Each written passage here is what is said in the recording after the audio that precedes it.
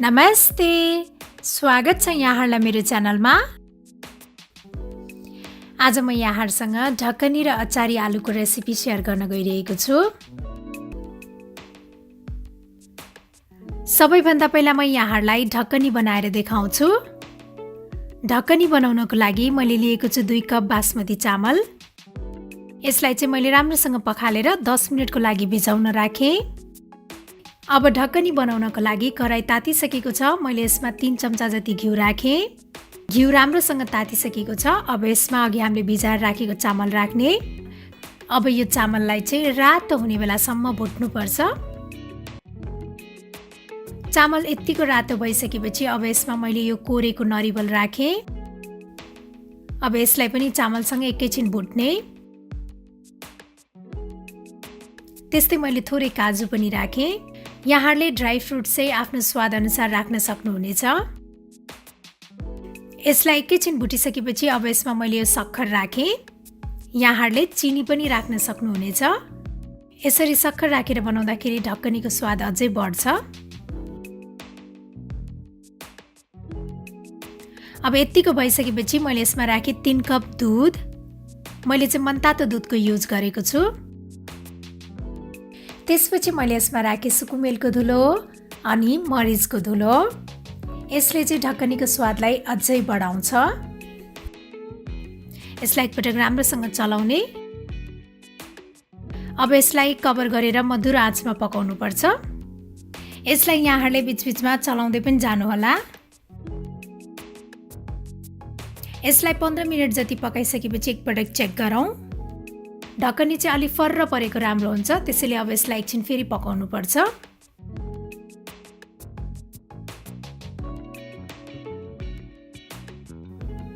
यसलाई फेरि एकपटक चेक गरौँ।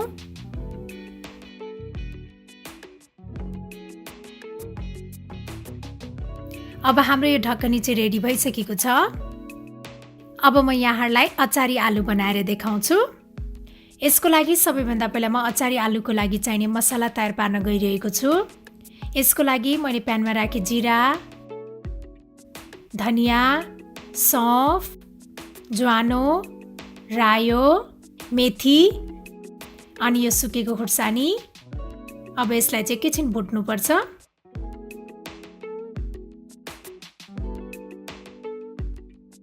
यो हल्का सेलाइसकेपछि यसलाई पिसेर पाउडर बनाउने। हाम्रो यो अचारी आलुको लागि चाहिने मसला रेडी भइसकेको छ। त्यसपछि अचारी आलु बनाउनको लागि मैले कराईमा तोरीको तेल राखेँ। यहाँहरूले जुनसुकै तेल पनि युज गर्न सक्नुहुनेछ। अब यसमा मेथी पुराउने। मेथी यतिको भएपछि मैले यसमा यो आलु राखेँ। त्यसपछि मैले यसमा राखेँ बेसार अनि नुन स्वाद अनुसार।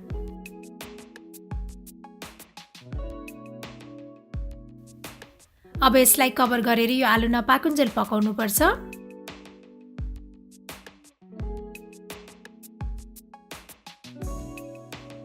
आलु चाहिँ लगभग पाकिसकेको छ। अब यसमा मैले राखेँ यो पिसेको अदुवा लसुन।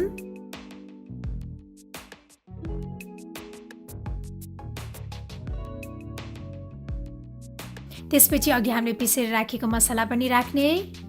त्यस्तै मैले यो रातो धुलो खुर्सानी पनि राखेँ। यो चाहिँ अप्सनल हो। यहाँहरूले पिरो कम खानुहुन्छ भने नराख्नु होला।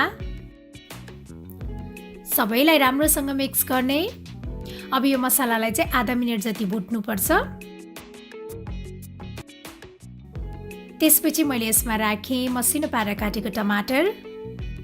अब यो टमाटर नपाकुन्जेल पकाउनु पर्छ।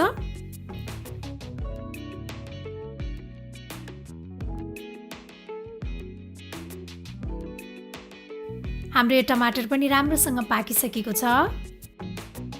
अब यसमा मैले राखेँ 1 चम्चा जति तिलको धुलो अनि त्यस्तै मैले यो अम्चुर पाउडर पनि राखेँ, ड्राई म्याङ्गो पाउडर। यदि यहाँहरूसँग म्याङ्गो पाउडर छैन भने कागतीको रस राख्नु भए पनि हुन्छ। अब यसमा यो हरियो धनिया राख्ने। अब हाम्रो यो अचारी आलु सर्भ गर्नको लागि रेडी भइसकेको छ। त्यस्तै मैले यो काँक्रो आलुको अचार पनि बनाएको छु। मैले यहाँहरूलाई काँक्रो आलुको अचारको रेसिपी लिंक चाहिँ डिस्क्रिप्सन बक्समा शेयर गरेको छु।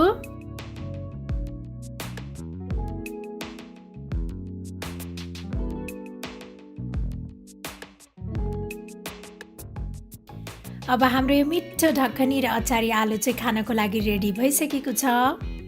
मलाई आशा चाहिँ यहाँहरूलाई यो रेसिपी पक्कै पनि मन पर्यो होला र मेरो अरू यस्तै रेसिपीहरूको लागि प्लिज मेरो च्यानललाई सब्स्क्राइब गरिदिनु होला र मेरो भिडियोलाई लाइक, शेयर र कमेन्ट गर्न पनि नभुल्नु होला है।